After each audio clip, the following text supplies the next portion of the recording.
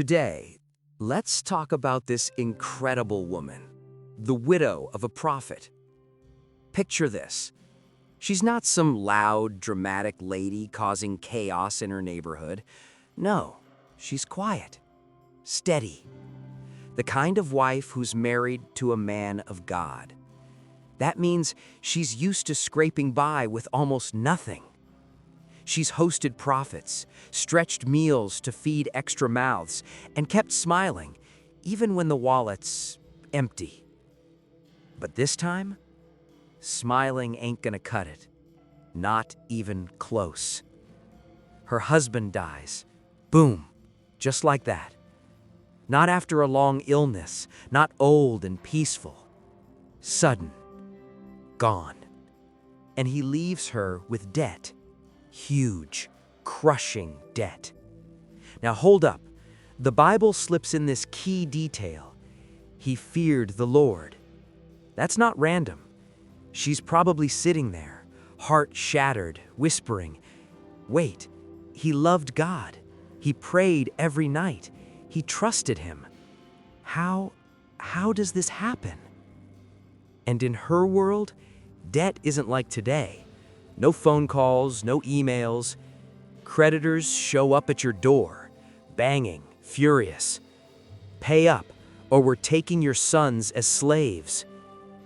Can you even imagine? Her 2 boys, her everything, about to be ripped away forever. Her whole world shatters. So what does she do? She doesn't sit and drown in sorrow. She marches straight to Elisha. Not a messenger, she goes herself.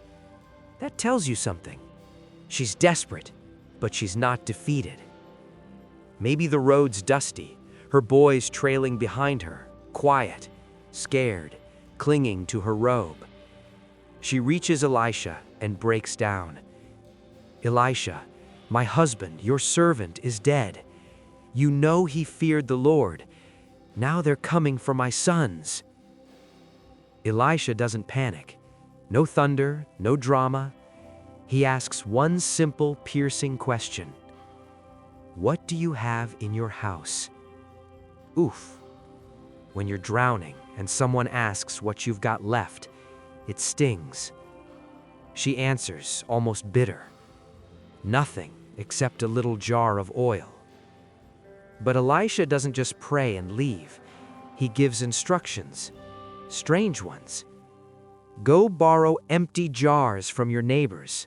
Lots of them, not just a few. Empty jars. Symbols of lack, of nothingness. And she has to knock on doors, face neighbors who probably already know her family is in trouble. Whispers behind her back. That's the prophet's widow. What happened to all that faith? Humiliating, right? But her love for her sons, stronger than her pride. Faith looks messy sometimes, like borrowing empty containers before you see the miracle. Then Elisha says something powerful. Go inside, shut the door. Why shut it? Because some miracles aren't for public display. No doubters, no distractions. Just you, your obedience, and God. Imagine that room. Jars everywhere. Her boys watching. Maybe one whispers, Mom, what if this doesn't work? Her hands shake as she lifts that tiny jar. She pours, and it keeps flowing. First jar full. Next! Second, third, fourth. It's not stopping. Her breathing changes. Tears mix with laughter. Another! Keep going! The boys shout. Joy rising, voice brightening, faster pace. The jar never empties. God doesn't multiply the container. He multiplies the flow. Until one of her sons says, there are no more jars. And suddenly, the oil stops. Not because heaven ran out, but because capacity ran out. Heaven was ready with more, but she only prepared so much. She runs back to Elisha. He tells her, "Sell the oil, pay your debt. Then you and your sons live on the rest." Debt cleared, sons safe, dignity restored. But this story, it's not about oil. It's about obedience in grief. It's about trusting God when life doesn't make sense. It's about discovering that your nothing except is heaven's starting point. She could have become that widow who lost everything. Instead, she became the woman whose oil wouldn't quit. Now, listen carefully. The oil only stopped when the jars ran out. Not because God was tired, not because heaven went dry, not because she wasn't worthy. It stopped because her capacity stopped. And that should shake us. Some of us are praying for overflow, but we haven't prepared vessels.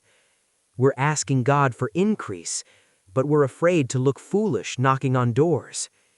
We want multiplication, but we avoid the closed-door obedience. God didn't stop her husband from dying. He didn't cancel the debt before it hurt. He didn't stop the creditors from knocking. But when she moved in trembling obedience, he stepped into her crisis. The God of 2 Kings is the same today. He still flows. The real question isn't whether heaven has oil. The question is, do you have jars? Will you obey when it feels embarrassing? Will you trust while you're still grieving? Will you pour when all you see is nothing except? Because sometimes your nothing except is exactly what God will use to rewrite your story. Stretch your faith. Make room. Shut the door. Obey in the quiet.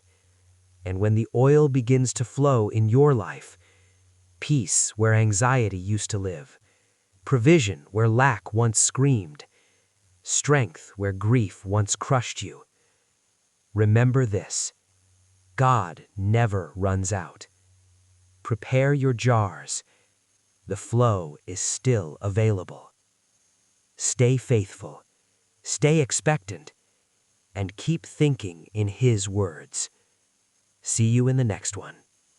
Peace.